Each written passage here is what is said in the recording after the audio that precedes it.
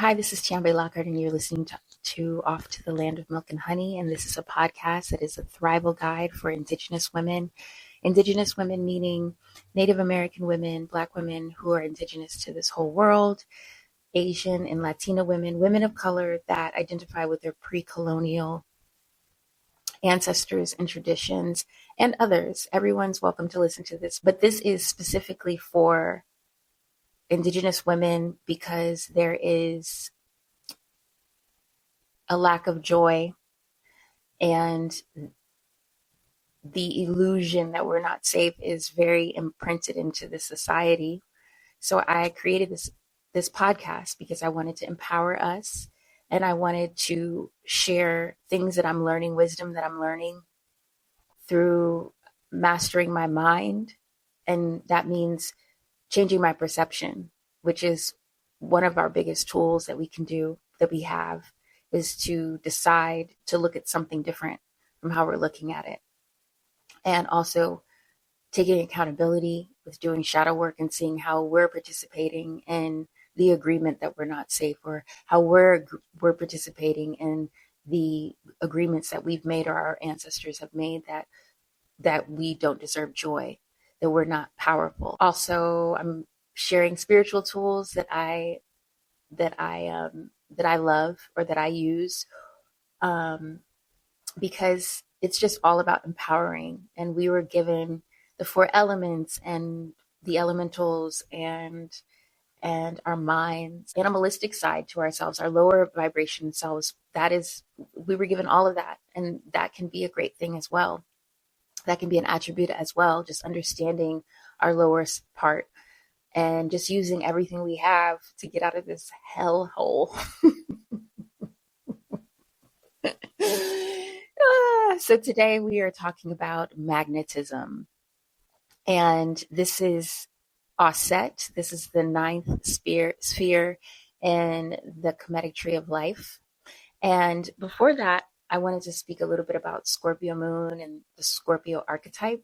I truly believe that if Auset had a birth chart, she would have a Scorpio moon. You will never completely grasp her.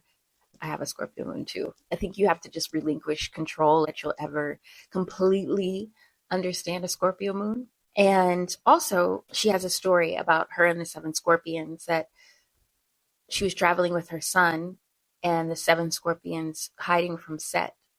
And she asked a wealthy woman if she can stay in her home to hide from him, and she refused. So the scorpions went back and attacked this wealthy woman's child, and he started to die, and Auset saved him.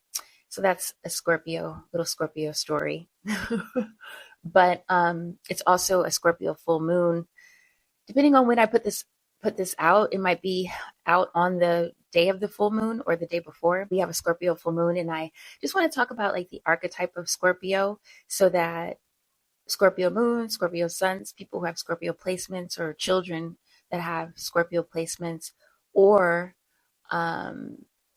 if people wanted to really work with their Scorpionic house, they can. And we have all of the signs in our chart, and you can always tap into any of the signs. But when the moon is in Scorpio, or when the sun is in Scorpio, it's a collective energy that we all feel. So my listeners who are astrology heads already know this, but for people who are new to astrology, the simplest, I think, way to really start to begin to understand signs and to have your own understanding of signs is to look at the planets that rule that sign.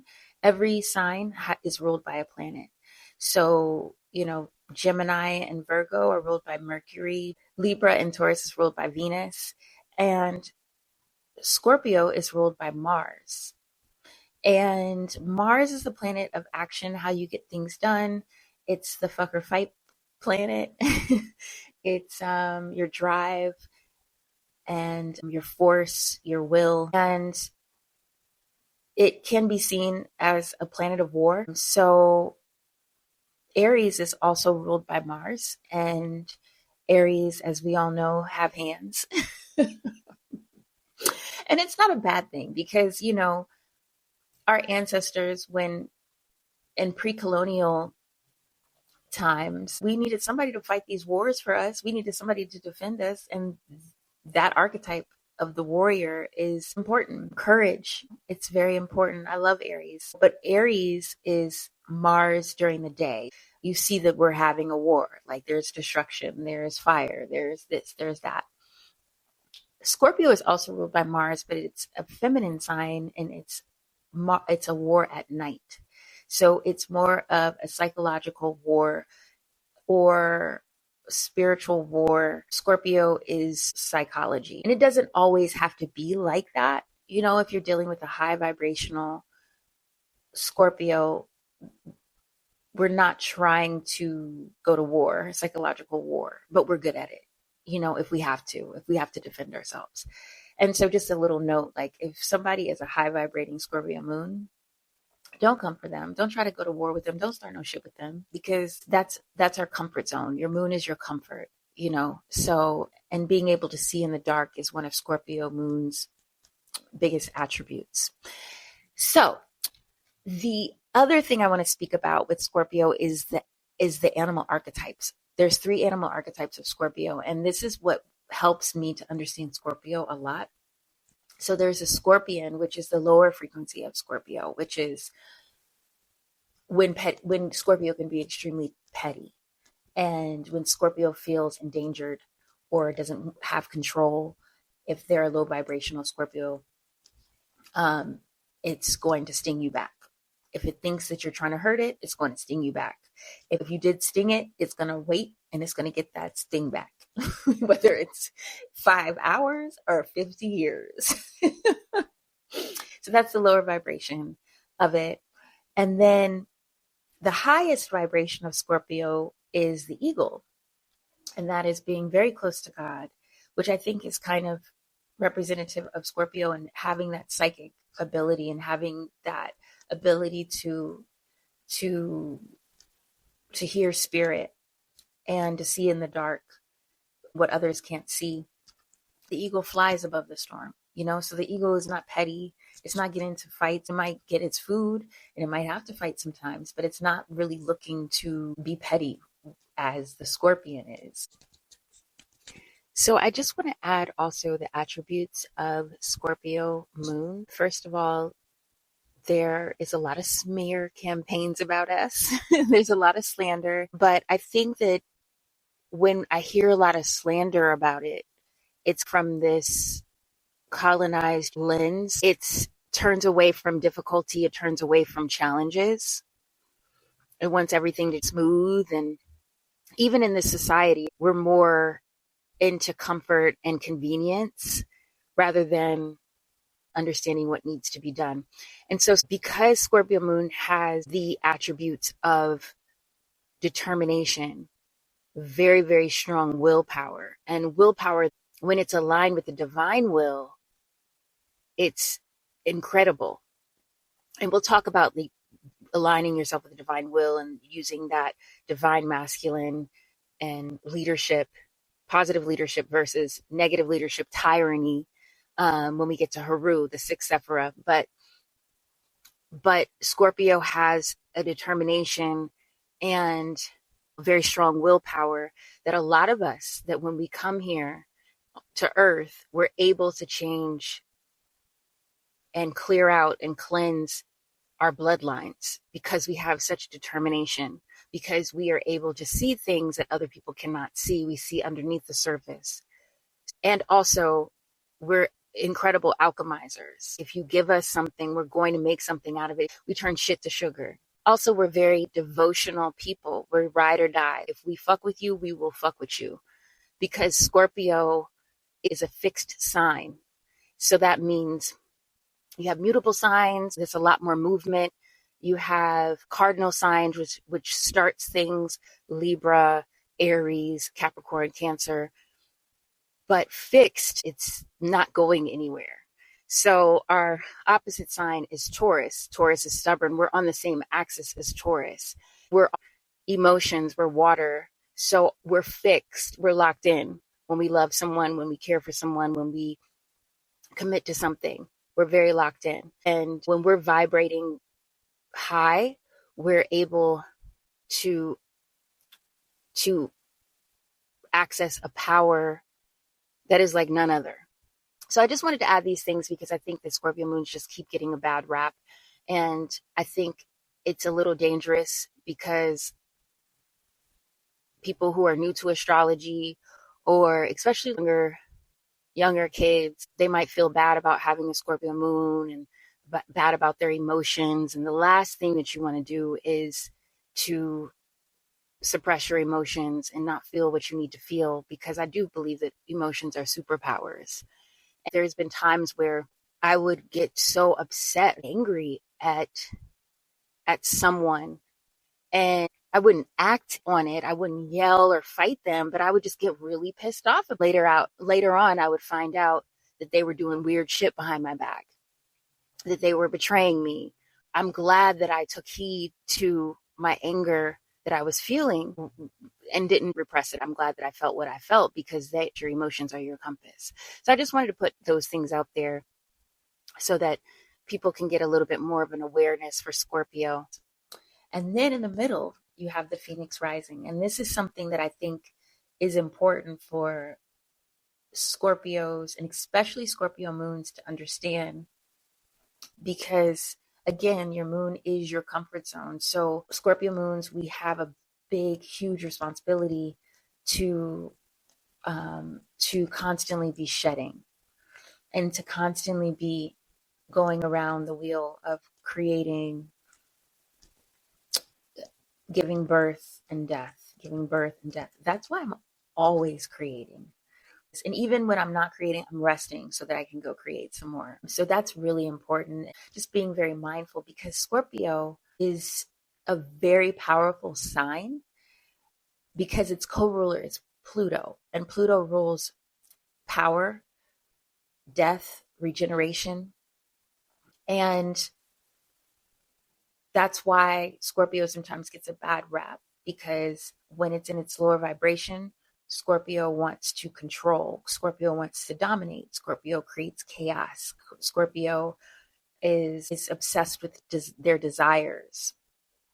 And that's another attribute with Scorpio, is desire, which is not a bad thing. But if you're only in your lower nature, if you're only in your reptilian brain and you're just thinking about what you want, and you're not balancing that out with your higher self, it could get real funky. And another thing, just really for anybody, especially people who have Scorpio moon children or children with Scorpio placements, it's so important to feel your feelings. You can't really skip over it, especially if you have a Scorpio moon too. You feel things very intensely, and it's important not to numb that out, not to sweep it under the rug. It's important to feel those feelings and allow yourself to feel all of the feelings. You don't have to act on them.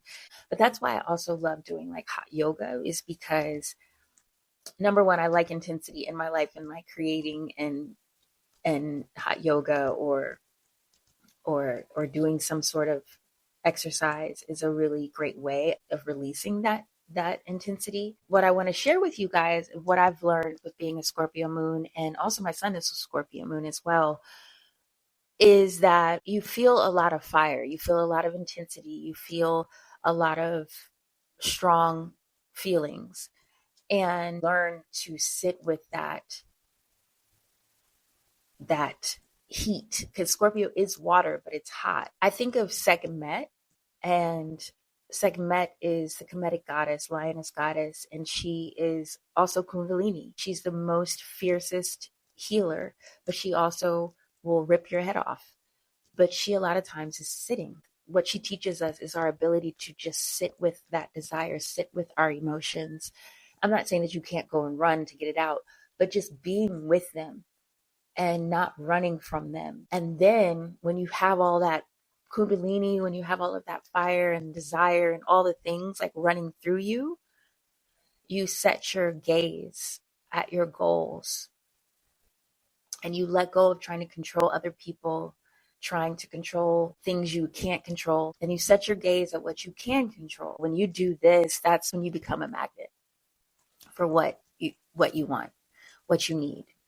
And I think that it's the vulnerability that creates being a magnet. Vulnerability is like so challenging for Scorpio moons, but I feel as if that is what is the key.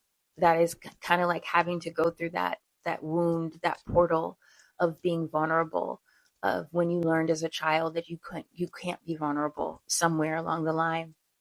And going through that wound and relearning how to be vulnerable is the key that I've learned for attracting what you need, because Scorpio is a magnet. Like, it just brings what it needs to it, but what happens is that people get drunk off of power. People want to control other people.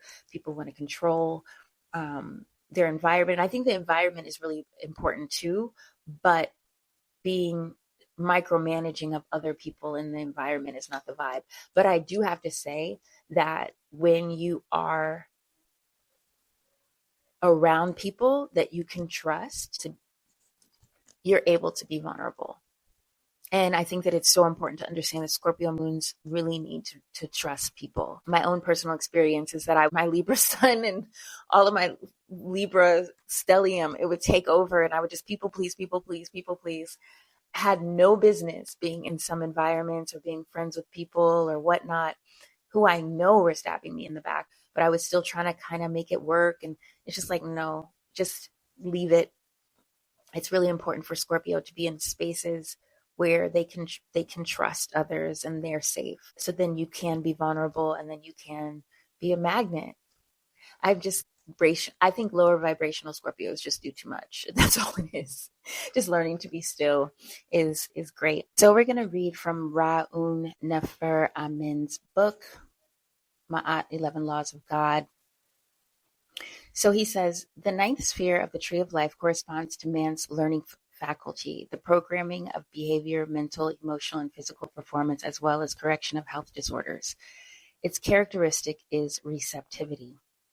It completes the trilogy of programming functions with the seventh sphere, the imagination, that is Heteru, your creativity, and the eighth sphere, verbal thought processing, that is Sebek, your communication.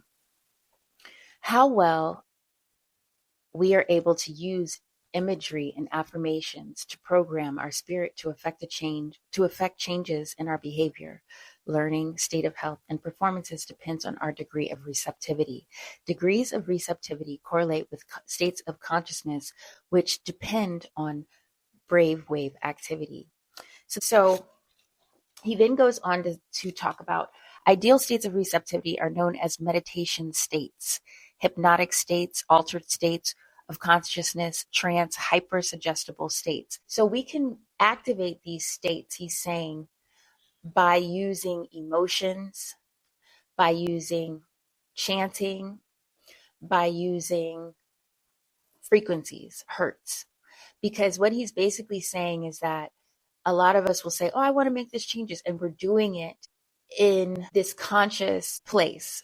But he's saying if we go into a state of trance, or we go into an altered state, a hypnotic state, which is Auset, we're then able to be more receptive and we can make these changes in our lives. So what he's talking about too, and this he goes on later to talk about, are frequencies. And these frequencies support us with getting to different states and getting to different consciousness and levels of consciousness. So, like for instance, and I'll give you an example. So you can say your affirmations all day long. You could say them during the day, and that's great. And I believe that probably does make some sort of change. But if we can say our affirmations with emotions, because that's an altered state, or if we can say our affirmations or do our candle work or take a bath with a frequency playing, that creates more receptivity. So if we meditate with a frequency, that creates more receptivity. That creates receptivity rather than just kind of banging up against a wall and just saying affirmations. I love myself. It's like that might work a little bit, but you can increase receptivity by using frequencies or by using your emotions, using chanting, And I'm going to include in the IG post some the Auset chant that you're not supposed to say out loud. Okay, so let's talk about the different frequencies. I love putting on frequencies. I love just having them on in my house. I'll just play them just cuz. I'll play them when I'm dysregulated or my son is dysregulated. I'll play them while we're sleeping. I'll play them, just have them on while I leave the house so the plants can listen to them so the vibe can be right when I come back into my house, you know? I love frequencies. I think that they're such a gift. And I think that our body and our cells are always listening. The water in our bodies are listening. If any of you have ever read Hidden Messages in Water, the water is always listening to whatever we're saying. Our cells are always listening. They can adapt and become more receptive to the changes that we'd like to make when we play these frequencies. So first, we're going to talk about gamma frequency. And this is 29 to 35 hertz, the state programmed through emotion. It's an ecstatic state, music, dancing. And this kind of like reminds me of when you go to a Pentecostal church and people catch the Holy Ghost. Also, in a negative sense, because this is mostly like emotional, you have a traumatic experience where you're really scared, or you have a lot of fear, or whatnot, that's going to program you. He's saying that this state, when you're working with gamma, you have to be very careful and responsible and understanding, because you can stay stuck in this state and it can be an obsessive state. So I think that even in the church too, and in certain spiritual communities, I think that this is where religious psychosis comes from, or even spiritual psychosis comes from, where people just kind of get a little crazy about whatever it is that they believe in, that they're in a whole other world. So yes, this is a great state. And I also think that dancing is really important too. It just like releases a lot of stuff from your body and your tissues and your organs. Then the second one is alpha state, and it's 8 to 12 hertz. And this is the daydreaming state, or at the brief moment of passing from waking to sleep. And it's ideal for self-programming changes. It gives us the benefit of the will to direct our thought process, and it gives us the benefit of programming behavior and subconscious functions, which are controlled by the sleep state. And he's saying that this is one of those things to where you have to repeat this several times. He says 21 consecutive days. I like doing 21 consecutive days or 7 days. Whenever I'm making changes or taking baths or something like that, I do 7 or like 21. But he's just saying that this is just a very gentle frequency. So just doing it repetitively over time is really supportive. And then the third one he talks about is the delta state. And this is when you're fully asleep with rapid eye movement. And this is 4 to 7 hertz. And this is the ideal state for healing physical and psychological health disorders that are associated with deep psychological trauma. So yeah, this is the one that I would definitely recommend playing delta frequency, 4 to 7 hertz when you're sleeping. I think this can be really supportive. If you can find one that has affirmations as well, that can support you if you've had heavy psychological trauma. And then the last one that I want to speak on is theta state. And he doesn't really talk about this that much in this book, but I have a book called Theta Healing, Go Up and Seek God, Go Up and Work with God. And it's a great book, and it talks about theta healing, which is basically the state that you're in when you were in your mother's womb to when you're 7, when you're absorbing everything, you're taking everything in. And this book, it talks a lot about going up and talking to your higher self, talking to the highest power, and having conversations with your higher self. And she also has a book called Theta Healing Diseases and Disorders. It's amazing as well. So I highly recommend it. Yes, this is what I have for today. And I highly recommend doing something for the full moon in Scorpio. Scorpio also rules magic, rules the occult, and the occult isn't bad. The occult just means hidden culture. So your grandmama praying, putting crosses on top of the door, and my mom would put a red string around my luggage when we travel. That's the occult. It's just hidden. But now is the time to do the subconscious programming, the psychological programming, because rules all of that. Really, I highly recommend getting into these hertz for the full moon, and then also seeing what sign rules over your eighth house and maybe possibly incorporate those two together. Lighting candles, because Scorpio is water, but it's fire as well. Now is the time to really get into it. And so I hope this helps and supports everybody. Happy full moon. I will be back next week. Thank you. Bye.